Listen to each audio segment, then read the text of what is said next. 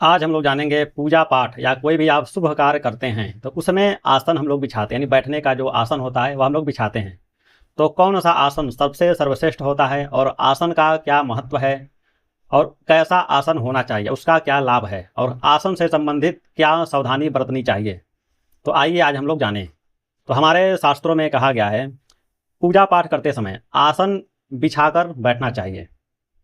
बांस के आसन से, यानी बांस का कोई यदि आसन बना हुआ हो तो उस पर यदि आप बैठेंगे तो उससे क्या होगा, दरिद्रता आएगा, यानी आपके घर में दरिद्रता आएगा। और बिना आसन के बैठने, मान लीजिए कहीं पत्थर हो उस पर आप यदि बिना आसन के यदि आप बैठते हो तो आपको पाप लगता है, यानी आप पाप के भोगी होते हैं। और बिना आसन के, यानी पृथ्वी हो, यदि आप उसी तरह बैठ गए, लगे आप पूजा पाठ करने, बिना आसन के यदि आप पृथ्वी पर बैठ गए तो आपको दुख का सामना करना पड़ेगा। और लकड़ी पर बैठ के, यानी मान लीजिए आसन न हो, बस काष्ठ हो, लकड़ी बस हो, उस पर आप बैठ कर लगे आप पूजा करने, तब आपके घर में दुर्भाग्य आएगा और आपका भाग्य भी अच्छा नहीं होगा, आप हमेशा परेशान रहेंगे। और तृणासन, यानी तृण हो, यदि उस पर आप बैठ कर यदि आप पूजा पाठ करते हो तब भी यह अच्छा नहीं होता है, पशुओं का हानि होता है। आपके घर में जो पशु रहेगी, गाय भैंस जो भी हो, तो वह हमेशा बीमार रहेगी, यानी पशु हानि होता है। और काले मृग के यदि आसन पर आप बैठेंगे तो आपको मोक्ष की प्राप्ति होता है। लेकिन हमारे शास्त्रों में कहा गया है कि गृहस्थ को चर्म आसन पर नहीं बैठना चाहिए। ये सन्यासियों के लिए होता है, गृहस्थ जो व्यक्ति रहता है उसको चर्म आसन पर नहीं बैठना चाहिए। दान धर्म और शांति के लिए उरुणासन यानी कमलासन श्रेष्ठ होता है, या कुश का आसन सबसे श्रेष्ठ होता है। सबसे जो श्रेष्ठ होता है आसन वह कुशा का आसन होता है। उसके बाद आप कंबल का यूज कर सकते हैं, कमलासन भी चल सकता है। हमारे शास्त्रों में कहा गया है, यानी नारद पुराण में कहा गया है, वंशासने दरिद्र स्यात् पाषाणे पाप संभव, यानी पाषाण पर यदि आप बैठेंगे, यानी पत्थर पर बैठेंगे तो पाप के भागी आप होते हैं। धरण्याम दुख संभूति, यानी धरणी यानी पृथ्वी पर यदि आप बैठेंगे तो आपके घर में और आपके जीवन में हमेशा दुख रहेगा। दौर्भाग्यम दुरजासने तृणासने पशुरहानि, यानी तृण के आसन पर यानी घास पर यदि आप बैठ जाएंगे तो पशु हानि, पशुओं का हानि होता है। पल्लवे चित्त विभ्रम कृष्णाजने ज्ञान सिद्धिर मोक्ष सिद्धिर विधा घुते, यानी चर्म के आसन पर यदि आप बैठेंगे तो ये तो गृहस्थ के लिए नहीं है, सन्यासियों के लिए है, तो आपको मोक्ष की प्राप्ति होता है। धनदम शांतिदम मोक्षम सर्वार्थ चैव कंबल, यानी कंबलासन और कुशासन सबसे बेस्ट होता है गृहस्थ वालों के लिए।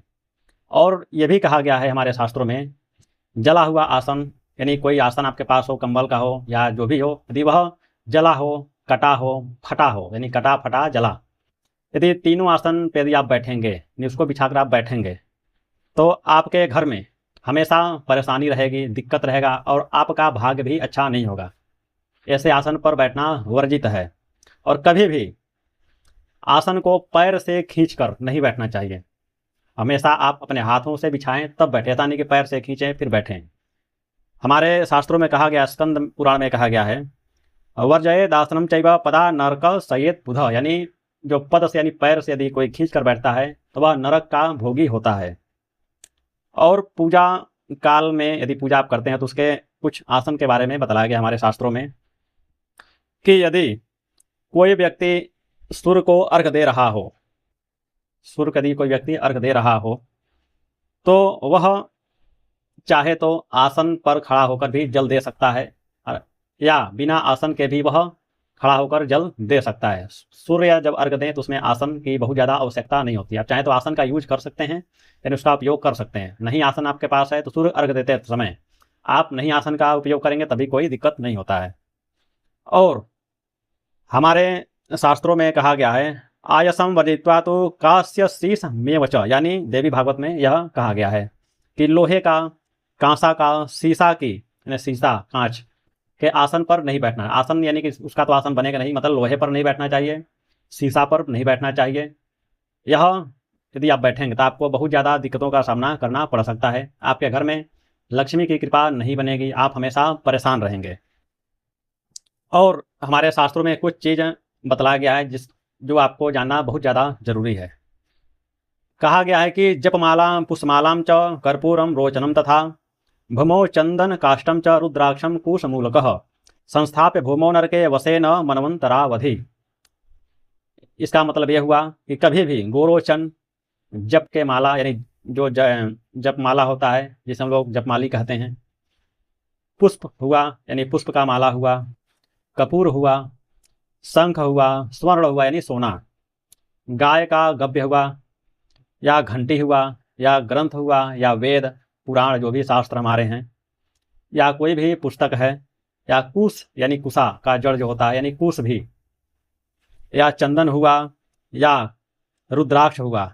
यदि ये सब चीज़ यदि कोई व्यक्ति जमीन पर रखता है बिना आसन बिना कुछ बिछाए, यदि आप सीधे जमीन पर रख देंगे तो आप नरक के भोगी होंगे, आप नरक के गामी होंगे।